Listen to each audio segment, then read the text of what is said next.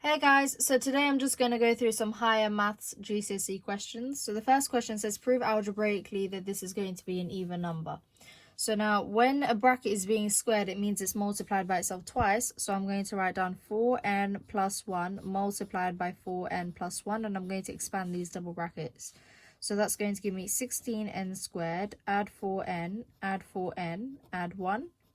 And I'm going to simplify that to give me 16n squared, add 8n, add 1. And I need to subtract 2n minus 1 and prove it's an even number. So now I'm going to subtract 2n minus 1. Now, 16n squared, take away this, just leaves me with 16n squared. 8n subtract 2n is going to give me 6n. And 1 minus 1. So 1 minus minus becomes 1 plus 1, which leaves me with plus 2. So that's what my final answer simplifies to give me. Now it's proof, so I need to prove it's an even number. In order to prove something is an even number, you need to factorize it by 2. So I'm going to put 2 on the outside. 16n squared divided by 2 is 8n squared. 6n divided by 2 is 3n, and 2 divided by 2 is 1. So because I factorize it by 2, therefore it's an even number. Okay, so Samantha takes 10 black socks, 8 white socks, and 2 blue socks. She picks 2 socks without replacing them. Now, calculate the probability she takes socks of the same color. So because you're taking socks of the same color, it doesn't specify. You need to have possible options. So I've got 3 possible options, okay? So the probability of taking a black sock the first time round, there's a total of 20 socks, and 10 of them are black, so 10 out of 20. Now, if you've taken a sock out of the bag, there is 1 less in the total, and there is 1 less black sock in the bag because you've just taken 1 out. So you're going to multiply this with 9 out of 19. The probability of taking a white sock for the first time round, there's only 8 to begin with, so 8 out of 20. And then once you've taken that white sock out, there is 1 less in the total, so 19, and there is 1 less white sock, so there is 7. The probability of taking a blue sock and then a blue sock, so the probability of taking 1 blue sock is going to be 2 out of 20. Once you've taken it out of the bag, the probability of taking another blue sock is going to be 1 out of 19. So first what I'm going to do, since this is non-calculator, is I'm going to work out 2 multiplied by 19, which is going to be 38. So 19 times 2 is 380. So the denominator should be 380 for all of them. 9 times 10 is 90, 8 times 7 is 56, and 2 times 1 is 2.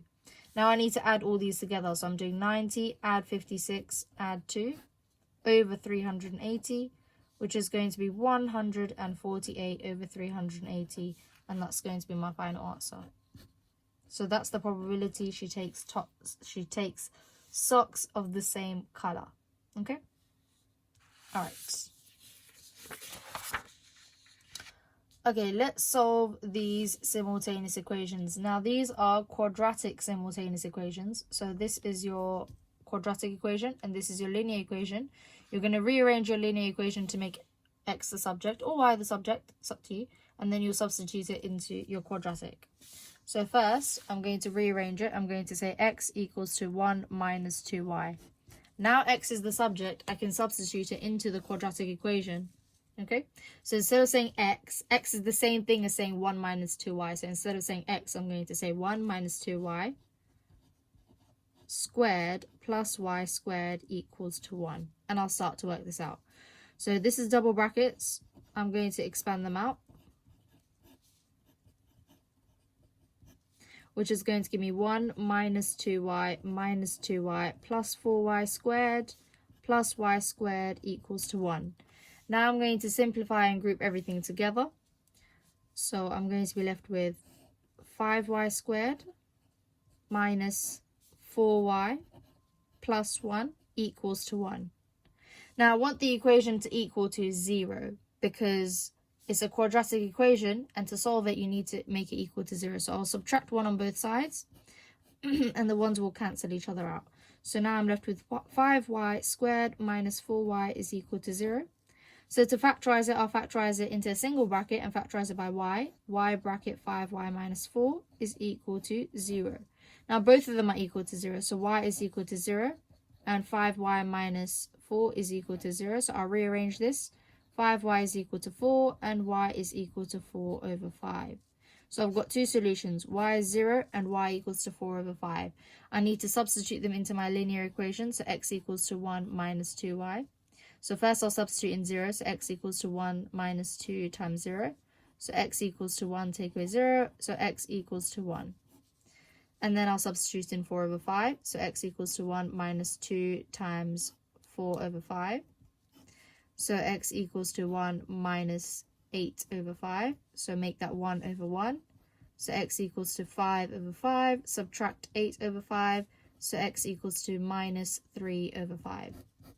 So you've got your two x solutions and you've got your two y solutions. So when y is 0, x equals to 1. And when y is 4 over 5, x equals to minus 3 over 5. Okay? Alright, let's move on. Okay, so now I'm going to do a problem solving question with index laws. Now, it says work out the exact value of y. I'm going to write everything in this question as a power of 3. Okay, so I know 3 to the power 4 gives me 81. So I'm going to replace the 81 with 3 to the power 4. And I'm going to be left with 81 to the power y equals 3 to the power 4y. And if I expand that out, I'll be left with 3 to the power 4y. I'm going to do the same thing with this here. So this is a whole 3 multiplied by a root 3. So the whole 3 is 3 to the power 1 multiplied by, how do I get root 3? 3 to the power what causes me to have a root? If the denominator is 2, so it's 3 to the power half. Now when you're multiplying your big number, what do? You add your indices together. So 1 add a half is 3 over 2. So my indice is going to be 3 over 2. So now I'll substitute all of these into this equation here, and I'm going to be left with 3 to the power 4y over 3 to the power y minus 5 is equal to 3 to the power 3 over 2. Now, what does this fraction mean? This fraction means divide. What happens to your indices when you're dividing? You subtract. So when your big number is divided, you subtract your indices. So I'm doing 4y minus y minus 5 equals to 3 over 2. So this, take away this, equals to this. So I'm going to create an equation because I need to work out y. So I'm doing 4y subtract y minus 5 is equal to 3 over 2. 4y minus y equals to 3y. Minus 5 gives me plus 5 is equal to 3 over 2. Now, for argument's sake, I'm just going to get rid of the fraction. You can take away 5 on both sides, then divide it by 3. But I'm going to get rid of the fraction and multiply it by 2 on both sides. So I'm left with 6y plus 10 is equal to 3. And then I'll just rearrange and make y the subject. So take away 10 on both sides. So 6y equals to minus 7. Divided by 6, so y equals to minus 7 over 6. And now I've got the value of y. Okay? Okay, so the next question says simplify fully. So what I'm going to do is I'm going to factorize each section of this. What happens when you're dividing fractions? You do keep, change, flip. So the first one stays the same and the second one flips over. So I'm going to be left with x cubed minus x over x plus 2 multiplied by x squared minus 5x minus 14 over x squared minus x. Now everything here can simplify. So let's start off with x cubed minus x. If I factorize this, I will get x bracket x squared minus 1. I can simplify this further because this is a square number, take away a square number, and I can do difference of two squares. So when you have a square number, take away a square number, the square root of x squared is x, and the square root of 1 is 1. One of them will be plus, and one of them will be minus. Okay? Now, I've simplified that, so I'll replace that. I'll do x bracket x plus 1, x minus 1. Now I'll simplify this one here. So x squared minus 5x minus 14. Your factors of 14 are 1 and 14, 2 and 7. Minus 7 and plus 2 give me minus 5. So x minus 7, x add 2. So x minus 7, x add 2. Moving on to the bottom part of the fraction. That one is x plus 2. That stays the same. X add 2. And now I'll factorize this. So it's going to be just an x on the outside and an x minus 1 on the inside. Now to simplify this, x minus 1 will cancel out. X plus 2 will cancel out.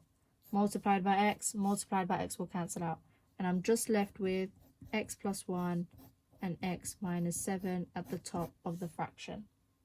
Okay? Alright. Moving on. Material A has a density of 5.8 grams per centimeter cubed. Material B has a density of 4.1. When you have a density, mass, and volume question, you always need to create a table. It makes everything so much easier. So I'll just show you. Just do mass, volume, and density, and then get your three things. So A, B, and C. A and B are mixed together to give you C. So I'll just create lines on this table. Okay. So now all I'm going to do is I'm going to fill in the values they've given me. They've given me the density of A. They've given me the density of B. They've given me the mass of A and B as well. Grams is mass, kilograms is mass. I'm going to write it all as grams because I need the answer in grams. So 377, 1,640. Now you can add the total mass and you can add the total volume, but you cannot add the total density, which is why they will always ask you to work out density.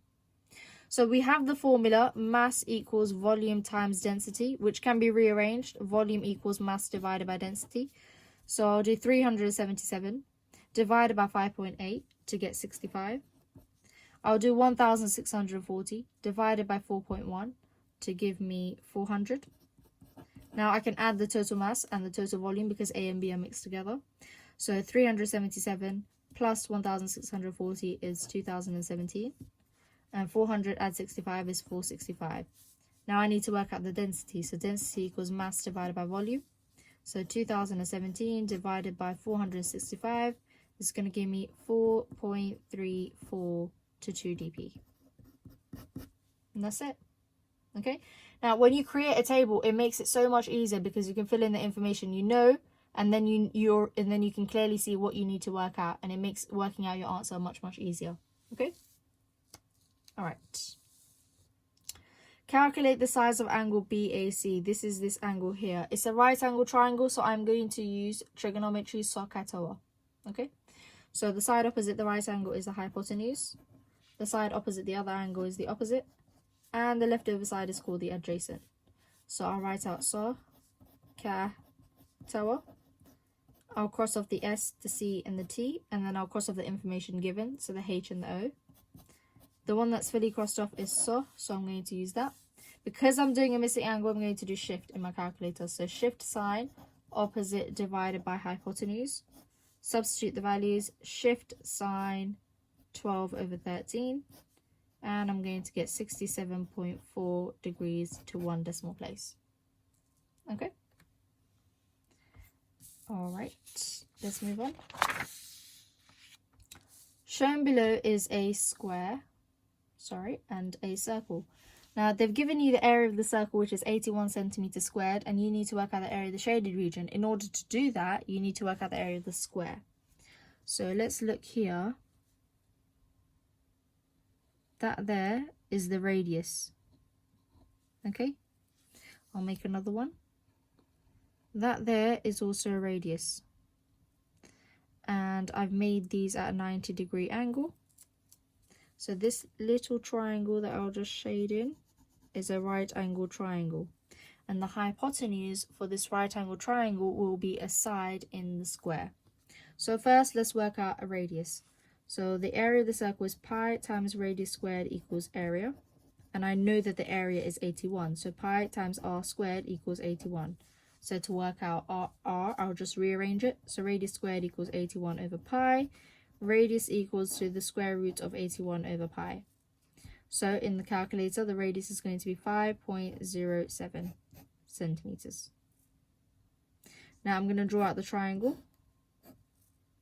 So each radius is 5.07, that's 5.07, that's 5.07, and this is a right angle triangle, and I need to work out x.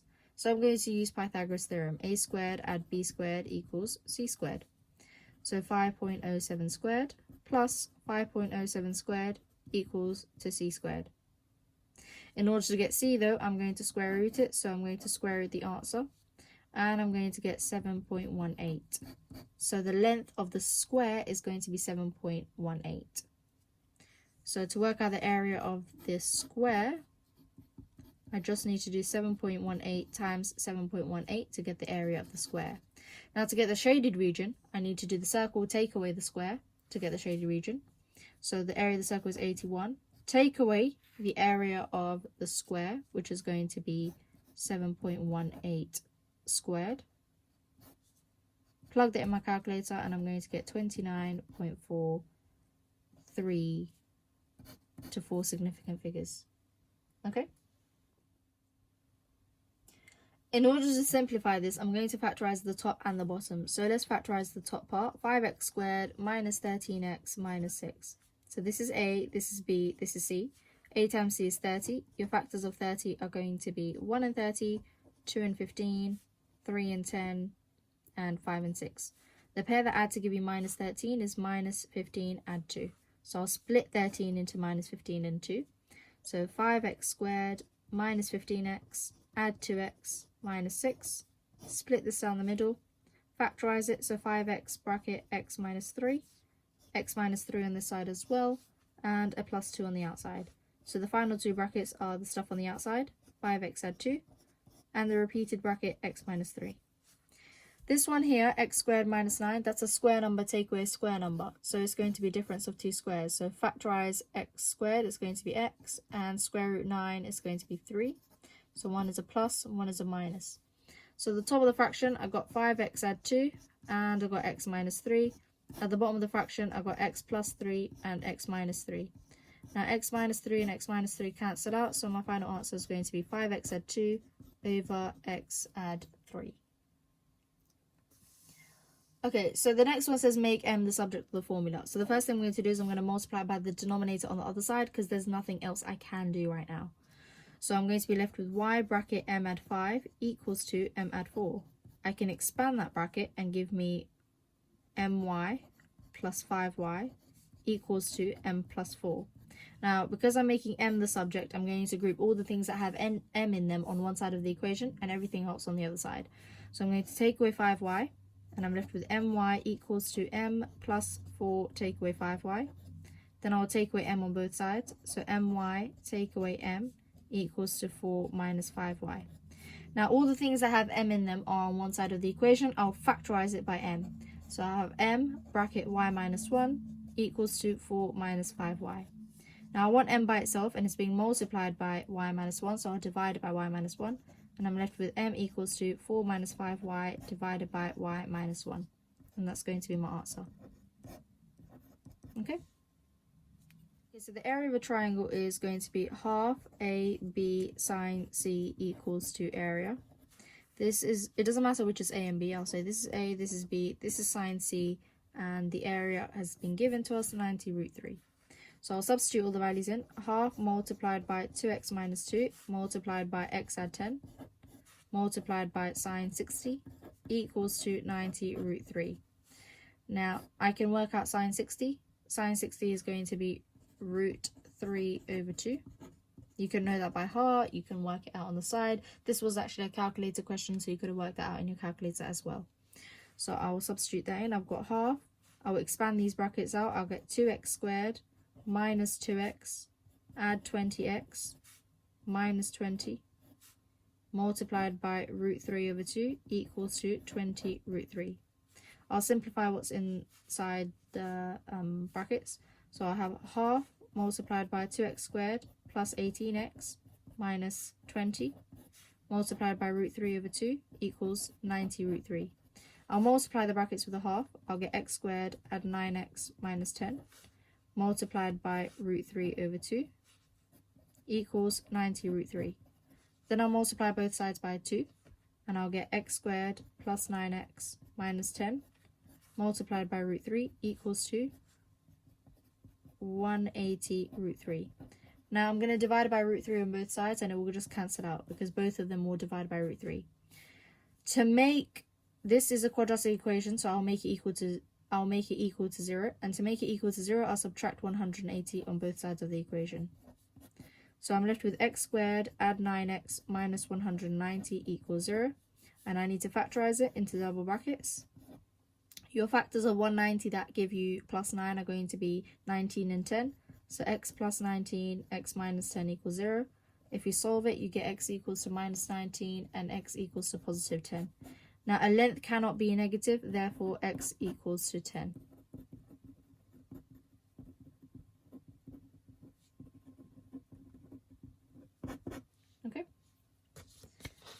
Alright. Find the values of x and y. Okay, so to do this question, you're going to use the circle theorem, which is that opposite angles in a cyclic quadrilateral add to 180. So this and this one add to 180, and this one add to 180. So 2x minus 45y plus x equals 180. And you've got your other one, which is going to be 13y plus x plus 32y equals to 180. Now, they look a bit like simultaneous equations because we've got two values that are missing. So I'm going to simplify both of them. 2x add x is going to be 3x minus 45y equals 180. And the other one, 13y add 32y is 45y. So x plus 45y equals 180. Now, one of your values is already the same. 45y is the same for both of them. One is a plus, one is a minus. So we're going to add these equations together for them two to cancel out. And I'm going to be left with 4x is equal to 360. To work out x, I divide it by 4 on both sides, and I get x equals to 90. Once you have x equals to 90, you can just substitute it into either equation. So I'll replace it in that one. In x plus 45y equals to 180. So I'll replace the x with 90. I'll say 90 plus 45y equals to 180. I'll take away 90 on both sides. I get 45y equals to 90. Divided by 45 on both sides, and I get y equals to 2. Okay, so the circle theorem you use in this question is that opposite angles in a cyclic quadrilateral add to 180. And then once you create both your equations, you've got two missing values, an x and a y, so you're going to use simultaneous equations to solve them. Okay. Thank you guys for watching. Do comment topics and things that you want me to go through, and I will try my best to go through them. Thank you.